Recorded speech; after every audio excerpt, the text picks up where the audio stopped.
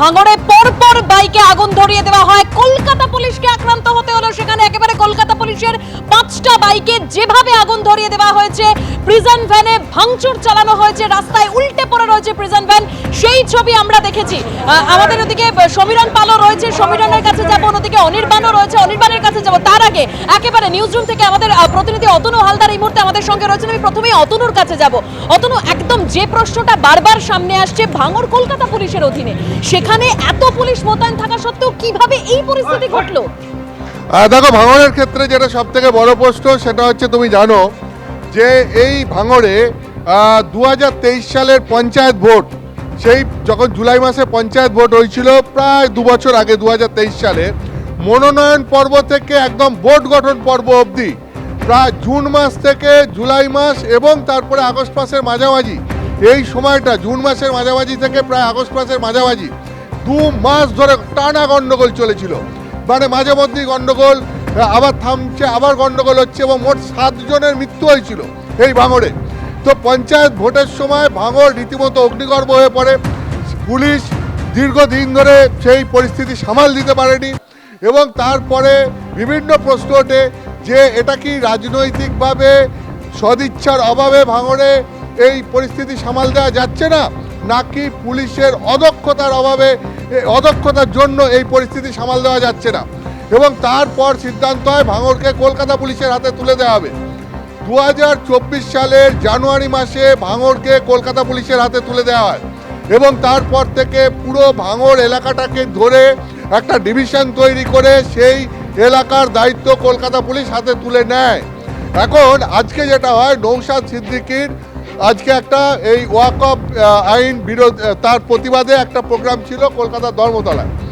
এই প্রোগ্রামের কোনো পুলিশের আনুষ্ঠানিক অনুমতি ছিল না। তার জন্য পুলিশ যেটা ঠিক করে যে, মূলত তুমি জানো যে যেহেতু নৌশাদ সিদ্দিকী ভাঙড়ের এমএলএ এবং তার লোকজন ভাঙড় থেকে আসবে বেশিরভাগ, সেই কারণে যাতে ভাঙড় থেকে লোক না আসতে পারে এই অনুষ্ঠানে যোগ দেওয়ার জন্য, তার জন্য ভাঙড় থেকে বেরোনোর যে রাস্তা সেখানেই ব্যারিকেড তৈরি করে তাদেরকে আটকানো শুরু হয়, এবং সকাল থেকে মূলত দুপুর থেকে গণ্ডগোল শুরু হয়, এবং সেখানে পুলিশ বহু লোককে আটকায়, এবং সেখানে রীতিমতো ধস্তাধস্তির পরিস্থিতি তৈরি হয়। অর্থাৎ পুলিশের যে অ্যারেঞ্জমেন্ট সেটা সকাল থেকে দেখে মনে হয়েছিল পর্যাপ্ত অ্যারেঞ্জমেন্ট ছিল, কিন্তু পুলিশের প্রস্তুতি যে যথেষ্ট ছিল না সেটা বোঝা যায়। তারপরে সেটা কিভাবে বোঝা যায়, সেটা হচ্ছে এরপর দেখা যায় যে সেখানে রীতিমতো এই উন্মত্ত জনতা যারা আসতে পারেনি, যাদেরকে আটকে দেওয়া হয়েছে, তারাই ভাঙড়ের আর একটা জায়গায় গিয়ে পরপর পুলিশের বাইকে আগুন দিয়ে দেয়, পুলিশের গাড়ি উল্টে দেয়, রীতিমতো উন্মত্ত পরিস্থিতি তৈরি হয়, পুরো এলাকা জুড়ে অশান্তির ছবি ছড়িয়ে যায়, সাধারণ মানুষজন আতঙ্কিত হয়ে পড়েন, কিন্তু তারপরেও দেখা যায় পুলিশ পরিস্থিতি সামাল দিতে পারেনি। এখন দুটো প্রশ্ন উঠছে। মুর্শিদাবাদের জঙ্গিপুরে যদি তুমি দেখো যে গত মঙ্গলবার যখন ঘটনার সূত্রপাত হয়, তারপর থেকে মুর্শিদাবাদে গন্ডগোল চলতেই থাকে, এবং শামশেরগঞ্জে এসে গন্ডগোল একটা চরম আকার নেয়।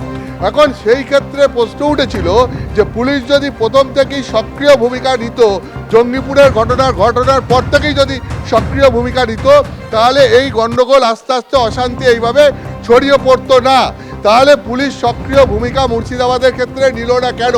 সেক্ষেত্রে এই প্রশ্ন উঠেছিল যে তাহলে কি সরকারের রাজনৈতিক সদিচ্ছার অভাব রয়েছে?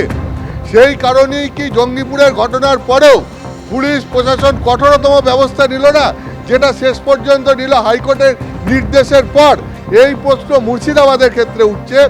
ভাঙড়ের ক্ষেত্রে আর একটা অন্য প্রশ্ন উঠছে, সেটা হচ্ছে যে কলকাতা পুলিশের হাতে তুলে দেওয়ার পরেও, আজকে সকাল থেকে পরিস্থিতি আঁচ করতে পারার পরেও ভাঙড়ে কেন পুলিশ পরিস্থিতি সামাল দিতে পারলো না? তাহলে কি এই রাজনৈতিক নির্দেশ পালন করতে করতে কোথাও একটা পুলিশের দক্ষতা হ্রাস পাচ্ছে, কোথাও কি পুলিশের দক্ষতা কমে যাচ্ছে? সেই কারণে এই পুলিশের অদক্ষতার কারণেই কি আজকে পুলিশ এই পরিস্থিতি সামাল দিতে পারলো না? ভাঙড়ের ক্ষেত্রে এই প্রশ্ন উঠছে।